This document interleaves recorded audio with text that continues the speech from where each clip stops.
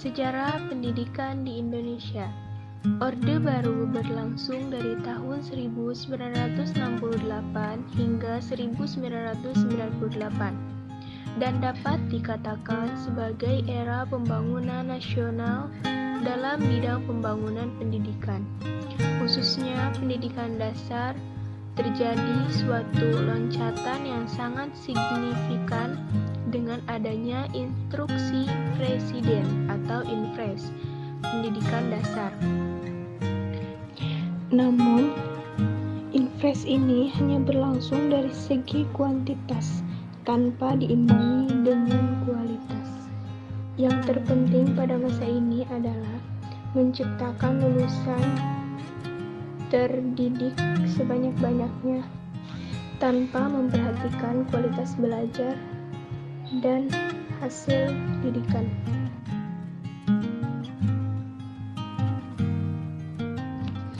Kurikulum yang digunakan pada masa Orde Baru. Yang pertama, kurikulum pada tahun 1968 menekankan pendekatan organisasi materi pelajaran, kelompok pembinaan Pancasila, pengetahuan dasar dan kecakapan khusus. Muatan materi pelajaran bersifat teoritis, tidak mengaitkan dengan permasalahan faktual di lapangan. Yang kedua, kurikulum pada tahun 1975 menekankan pada tujuan agar pendidikan lebih efektif dan efisien berdasar MBO atau Management by Objective, metode sistem instruksional PPSI yang dikenal suatu pelajaran yaitu rencana pelajaran setiap satuan bahasan. Yang ketiga yaitu kurikulum pada tahun 1984 mengusung proses skill approach.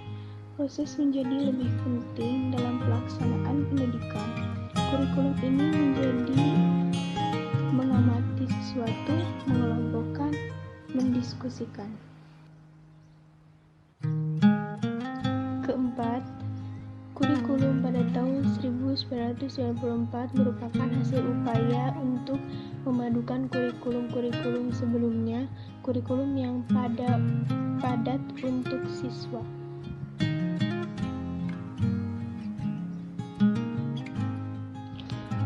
Hal yang tercipta pada masa Orde Baru. Yang pertama, produk-produk pendidikan diarahkan untuk menjadi pekerja. Yang kedua, lahirnya kaum terdidik yang tumpul akan kepekaan sosial dan banyaknya anak muda yang berpikir positivistik. 3. Hilangnya kebebasan berpendapat. 4. Sistem doktrinisasi, yaitu sebuah sistem yang memaksakan untuk mengikuti penataran P4 yang berisi tentang hafalan butir-butir Pancasila. 5.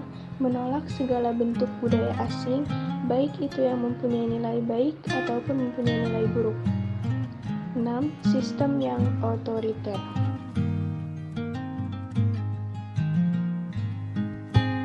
Kebijakan yang tercipta masa Orde Baru. Yang pertama, pemberantasan buta huruf.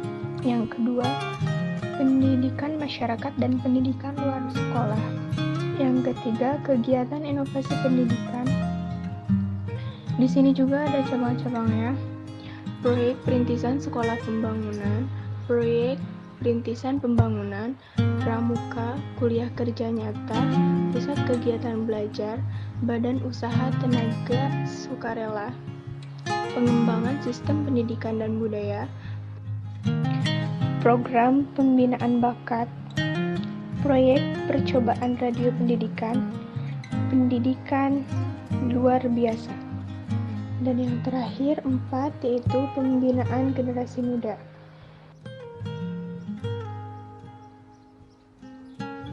Hal negatif lain yang tercipta pada masa Orde Baru. Di antaranya ada 3. Yang pertama, produk-produk pendidikan diarahkan untuk menjadi pekerja.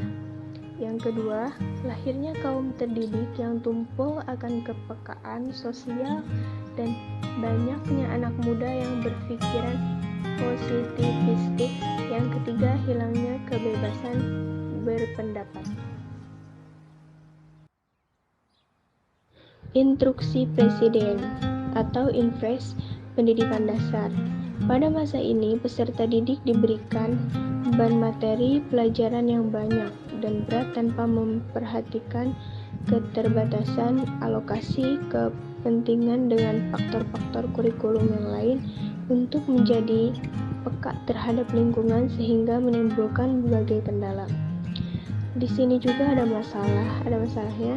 Masalahnya adalah peserta didik diarahkan untuk menjadi pekerja negara, hilangnya kebebasan berpendapat.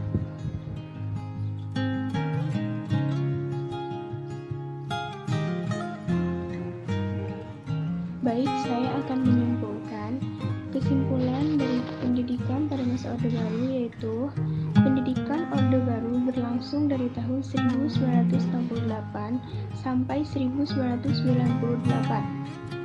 dan dapat dikatakan sebagai era pembangunan nasional. Namun, yang disayangkan adalah pengaplikasian Impres ini hanya berlangsung dari segi kuantitas tanpa diimbangi dengan perkembangan kualitas. Nah, di sini juga ada kurikulum yang digunakan pada masa Orde Baru, yaitu ada 4. Yang pertama, kurikulum pada tahun 1968. Yang kedua, kurikulum pada tahun 1975. Yang ketiga, kurikulum pada tahun 1984. Yang keempat, kurikulum pada tahun 1994. Kebijakan pemerintah tentang pendidikan Orde Baru ada 4, diantaranya yang pertama, pemberantasan buta huruf. Yang kedua, pendidikan masyarakat dan pendidikan luar sekolah. Yang ketiga, kegiatan inovasi pendidikan. Yang keempat, pembinaan generasi muda. Mungkin hanya itu, kurang lebihnya mohon maaf. See you again. Terima kasih. Wabillahi taufiq wal hidayah. Wassalamualaikum warahmatullahi wabarakatuh.